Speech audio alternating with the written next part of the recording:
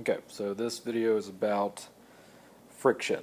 Okay, this is something that we've been discussing a little bit in class, just in terms of, yes, we have a force called friction, but we're going to really actually talk about where this thing comes from. So friction is a contact force, meaning that you have to have contact between two surfaces in order for it to actually occur.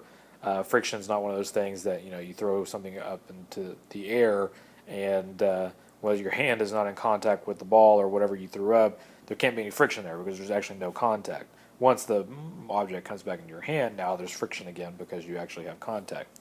So if we talk about an object that's sitting on a table, okay, we know that there's a certain forces that are always on there. So we have the normal force, which is also a contact force.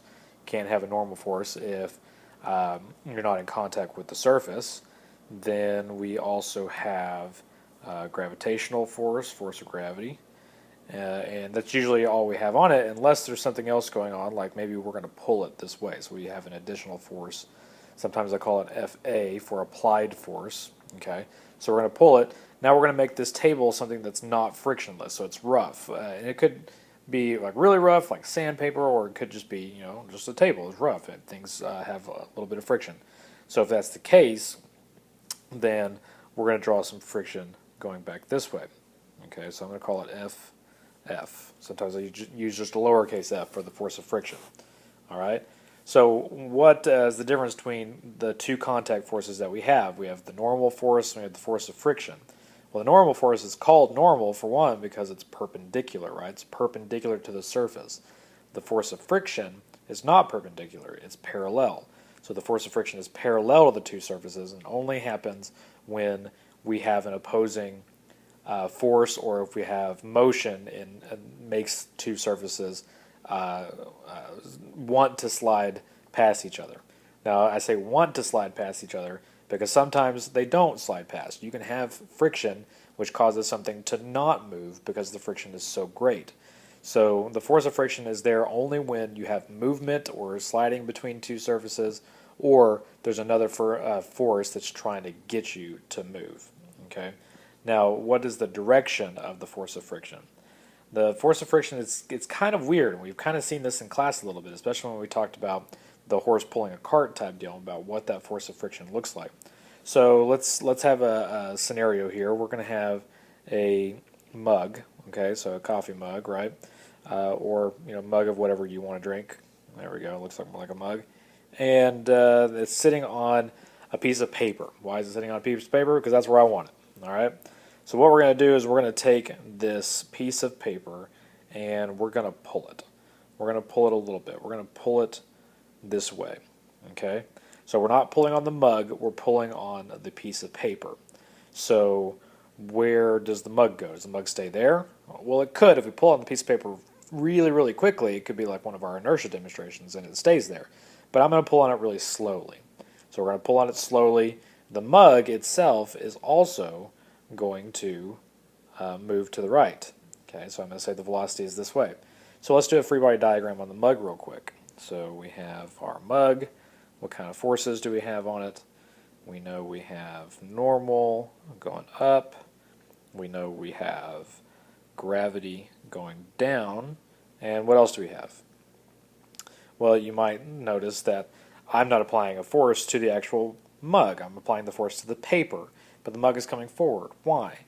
Because there's a force of friction that is pulling it forward. Okay, that force of friction. So why is this one pulling it forward, where in other cases, when you have an object sliding across the table, the force of friction is against the motion? So what we say is that the force of friction always opposes relative motion.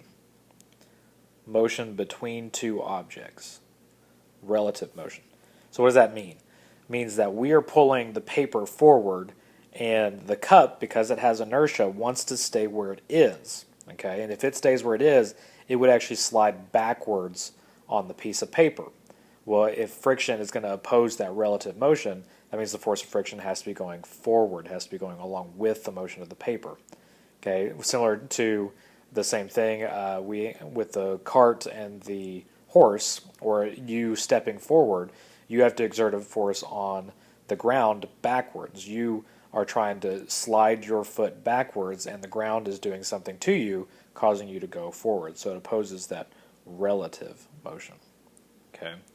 Now, one of the weird things about physics is, or not physics, well, physics and yeah, cool.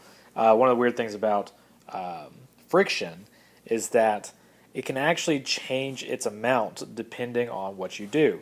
So I want you to do something for me. I want you to grab your physics book, your massive physics book. There we go, physics book. Okay. Now I want you to put it on your table or put it onto a flat surface or something along those lines. And I want you to bring your finger in close. Nice finger. All right. And you're going to push on the physics book with your finger. Not really hard, just really softly. You're going to push on it. Okay.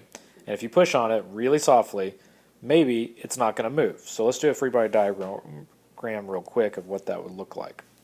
So we have your force pushing it forward, okay, applied force. And if it doesn't move, why doesn't it move? I mean, there's a force of friction that is opposing it. And those two forces would be exactly equal to each other. Now I want you to push a little bit harder. Maybe a little bit harder, you still don't get it to move. So we have a bigger force applied by you, and that means if it's still not moving, we have a bigger force of friction.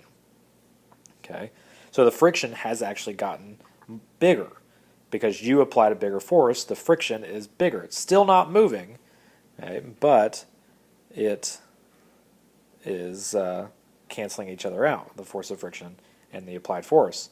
Eventually, you might be able to move it or push hard enough. Okay, I'm sure you would. Okay, we're going to make a huge applied force here, and eventually you'd be able to push hard enough that whatever the force of friction is able to do, it's just not big enough to overcome or counterbalance the force that you're on it. So now all of a sudden we start to move. Okay, so that's weird. We have some situations where friction causes something to not move, but it's still there. And we have force of friction where it's not enough to keep it from moving, and so it starts to move. This is actually two different types of friction that we're talking about.